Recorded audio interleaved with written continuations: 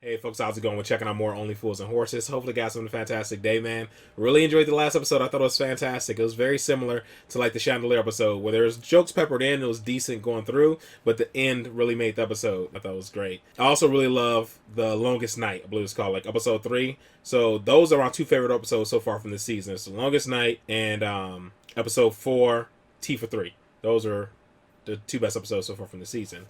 And like you guys said, it only gets better and better, man. And it has been getting better and better. Definitely been enjoying it. So yeah, man, let's just go ahead and jump into this one, folks. We'll talk about it more in the end. What's the matter with you, Boise? You don't seem your old self tonight. You ain't cheated once. No, sorry, Trigg, I'm just a bit down, that's all. I mean, you don't know what it's like to have a wife who can't have children. I've tried to console her. I've said, Marlene, God didn't mean you to have kids, so shut up about it. That's terrible. Doesn't seem to help. I'd like to be someone's dad. We're down for another going over at the bloody hospital next week. I mean, embarrassing ain't the word. I'm sure they do half those tests just for a giggle. I mean, she's the one with the problem. Why have I got to go? I never knew who my dad was.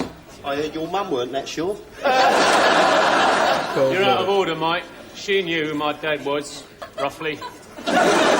Now, come off it, Trigger. I see your birth certificate at school. What did your mum put down under father's name? Long time ago, wasn't it? What did she put down under father's name? Some soldiers. Well, maybe that's where I get my military bearing from. Oh, yeah? Well, go on. Do a counter-attack, then. Well, you been out on a knocker?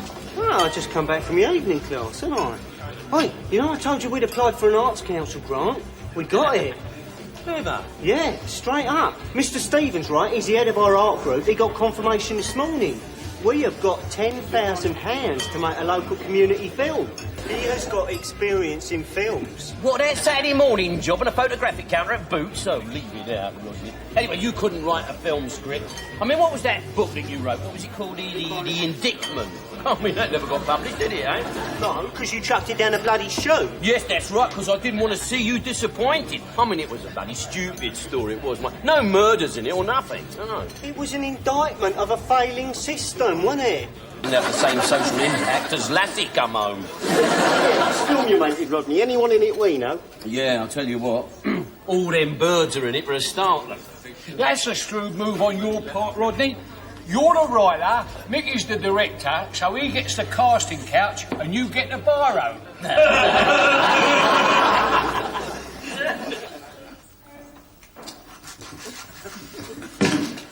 Way up there! Here, Oscar. Here, quick. Come on here. Got a present for you. Here you are. What is it? Go on here. Close your eyes. Oh, come on, Jill. What is it? Oh, come on, close your eyes. Right, come on here. Open them. There you are. Well? Well, yes, typewriter, isn't it? You see that, Albert? He recognised it straight away. That's the author in it. Yeah, well, come on, Rodney. Come on, let's get going, boy. You'll soon have that old screenplay knocked out now, won't you? My son. Go on. There. It's old, isn't it? Main stuff to last in them days. That is quality, Rodney. Very faint, Jill, isn't it? Yeah, I know that. You've got to hit it harder than that, Rodney. Go on, have another go. It's still faint. Yeah, well, you've got to give it a good whack, haven't you? Come here, look, I'll show you, look. Great, thanks a lot. Right, that's all right. Away you go, then. Why, I'll go what? Well, you know, start the old typing. Yeah, be creative. I can't just be creative at the drop of an hat, can I? There are certain things a writer needs before he can actually start writing. Story. You haven't even got a story? Not exactly. I've only been trying for a couple of days, haven't I? Listen, I've got an idea for a story, and it's a bloody good one and all. Do you want to hear it? Charming, isn't it? You buy him a brand new typewriter and come up with a story for him, and what thanks you get? I'll tell you what thanks I get, Albert. No sodding thanks. That's a thanks I get. All right, tell me your story then. No, don't know put they're trying to yourself, hustle, Rodney, Rodney. please. I was only trying to help you, Oh, mate. no, come on, honestly, Del. Right. OK. Now, this is a Jaws-type story. Jaws Yeah. has been done, though. Yeah, no, it's been done, but this is different. It's called There's a rhino loose in the city.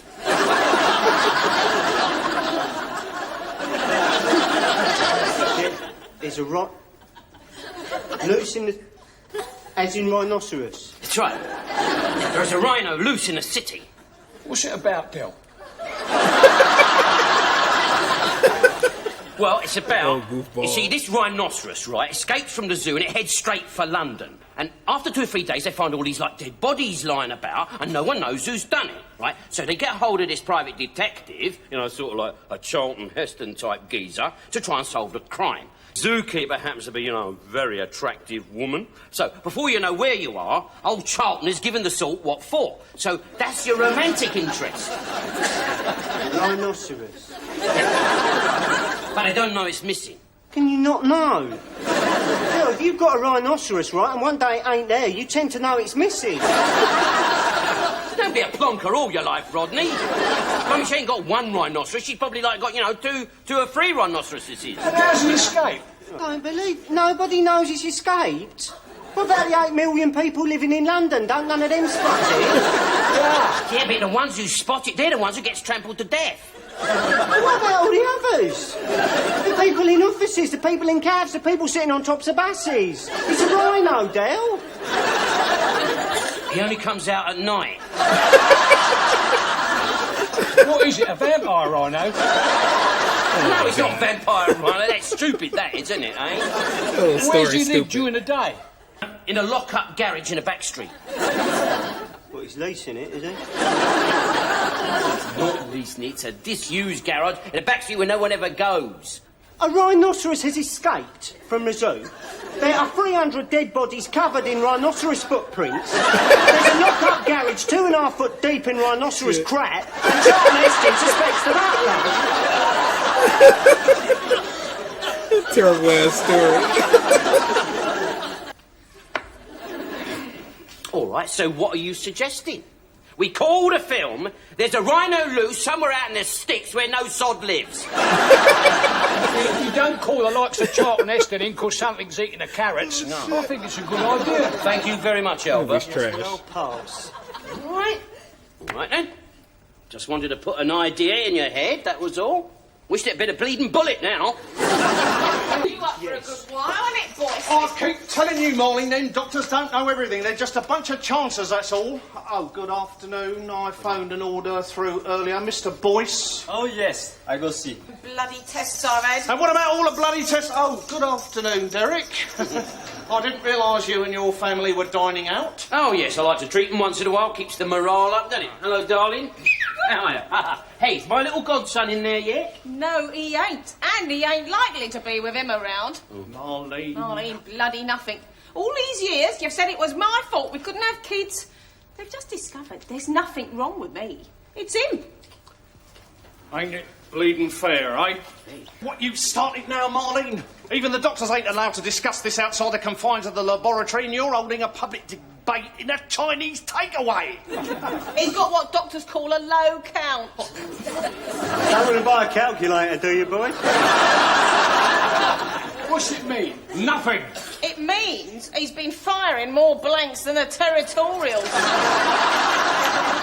Hey, is that right? You're making a film? Yeah. You know, I used to act a bit when I was younger. Actually, someone once said that I had a promising career in films. Yeah, then talkies come along and ruined it. Let's go, Marlene. It's all right, Marley. Bye-bye, boys, Steve.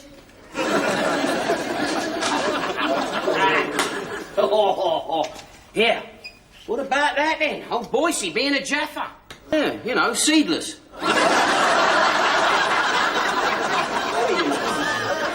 I could use Boyce's problem as a theme for my film, couldn't I? No, because that hospital they attend, right, that's one of the leading centres for genetic research, artificial insemination and all that. It's quite interesting. Oh, yeah, on the edge of your seat stuff there, isn't it? Eh? Hey, you thought any more about the rhino story? Everything all right, Rodney? No. The T and the A are missing. Oh, well, no problem, is it? Well, it is if I want to write words like at. Yeah, well, you'll find a way round it. I've got faith in you, I really have. Anyway, how you going on? Can I have a read of something? No, you can't. It ain't finished yet. Oh, all right. Hey, what's this? Just a minute. Look, what's this red mark up here on the top? Is that something technical, is it? No, one of my fingers started bleeding. No, it is not all right. This is getting out of hand, look. What is it, a petition? No, that's our cast list. And here's a list of all the shops and businesses we got to advertise. He forgot the undertakers. You mean you knew about it? Well, it's good business, Rodney. Right, I'm all fat now, Rodney. Yeah. I'll get it. Yeah, good. Look, it's got to stop, Mickey. We're just promoting shops and businesses, ain't we? We got more extras than Ben Hur here. What's your babe? This is Amanda. It's a what? Amanda. Look, I'm taking her out for a drink tonight, so I asked her round here so you could make her a nice cup of coffee. All right, Rodney? Yeah, okay. Do you take sugar? 2, please. Mickey, could I have a moment of your time, please? What's up? Why is she wearing a nurse's uniform? She's just come off duty. Oh, yeah. You must think I've just come off a banana boat. What are you playing at? Look, I've been delivering these films for Boise, and so I know where I can sell them. We've got all the equipment, why waste it? We can cut the middleman out. I'd like to cut your liver out. You are not making any films in this flat. Do you understand? Both of you? All right, Rodney. No need to get out your pram about it. All right. You, sit down. I'll make you a cup of coffee, then you can both hit the road. What is happening? What the bloody hell is happening? I've got a cast of thousands. I've got more advertising than Pearl and Dean. And now Becky wants to make Emmanuel in Peckham. Oh, this is a bloody nightmare. Now, Rodney, calm down. Calm down. Deep breaths. Nice and easy does it. Take one. Night nurse, take one. Let it slip to the ground. Mickey, you better not be doing... Oh, no, Mickey! No, get to put him back! Oh, bloody hell! Hold them up. That's it. You've done a bit more than one of those would do me a week. Hello, she's got her earmuffs off now, look.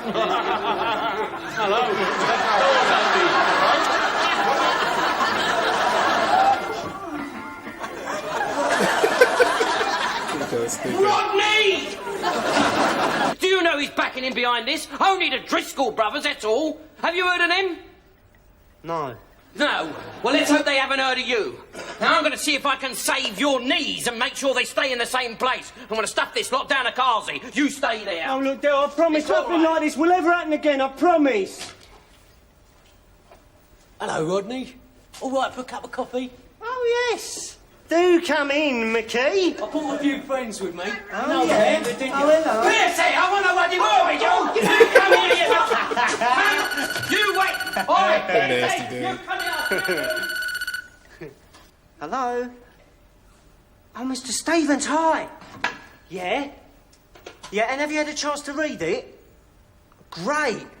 Well, what do you think? Oh, and please, be truthfully blunt with me, OK? Yeah. Uh-huh. Yeah, well, that's truthfully blunt, isn't it, Mr. Stevens? Yeah. Yes, there are a lot of characters in it, yes, but all vital to the theme, I thought. Yeah, well, I actually wanted to write a film that not only dealt with the contemporary issues, but also challenged some of the more widely held beliefs of modern youth. No, that's no problem, because my brother knows where he can get us a rhino. Yeah! Is it just me, or does it feel like they missed a really good opportunity to make a really good episode based off, like, you know, the premise of this? Seemed like it could have been done better. Now, whenever I talk about shows or I say anything negative about something I'm watching, I always think about, like, hey, could you do this? And no, I couldn't, before I say anything. Sometimes I think things just slip through the cracks. You can't always create gems, you know? And not every episode of Only Fools and Horses is a gem, but I've always enjoyed every episode, you know? Even the ones in the beginning that people said I was going to hate, because I was learning to grow with the characters. And I like Rodney, I like Dale, I like Granddad, like the whole shebang. Even if there wasn't a bunch of jokes hidden throughout the episode, I still enjoyed it just because of them. I like them. So it didn't need to be hilarious for me to enjoy the show, if you know what I mean. But this one just felt like it was lacking something. Almost like, I don't know, passion wasn't put into it or something. If they're given a really good premise, and they just didn't really do a good job with it. I think this could have been a lot funnier. Like, you know, Rodney writing a film. Like, it felt like it felt like it was picking up when Dale was giving the whole rhinoceros bit, like that story about like how they can write about a rhinoceros and stuff like that. And that was funny because it was such a terrible movie idea. And I was like, okay, now it seems like it's starting to like take off. Now that Dale is like talking about this stupid movie idea. Are they going to go and try to buy a rhino? It's like chaos going to ensue. Like, what's going to happen? I don't know. It just really feels like they missed an opportunity to like really make this a good episode. And I think that's probably what happened, because I was thinking like I didn't enjoy this as much, but I don't know exactly why, because I laughed a few times. I laughed at the Trigger joke. I laughed at the joke about when he was talking about the Rhino movie. That was really good. Rodney, when he was like freaking out when old girl was nude. Like those like maybe the 3 top things that are funny in this episode. But the rest kind of like, I don't know, they just didn't hit. I know a few jokes I missed because they're referencing somebody I didn't know who they were. When they mentioned Jaffa and then Dale did this, I'm like, okay, they're making a joke about him being gay. All right. So I got that. But I don't know, because I missed jokes before and it didn't ruin an episode for me. What I feel like happened is when I saw the title, when it showed up, and then I saw Rodney being put in a position where he can like write a film and everything, and then him getting his boy involved and stuff, I automatically in my head, even though I didn't say it out loud, I was thinking like they're going to end up like making a bunch of dirty flicks and it's going to end up at the school or something like that.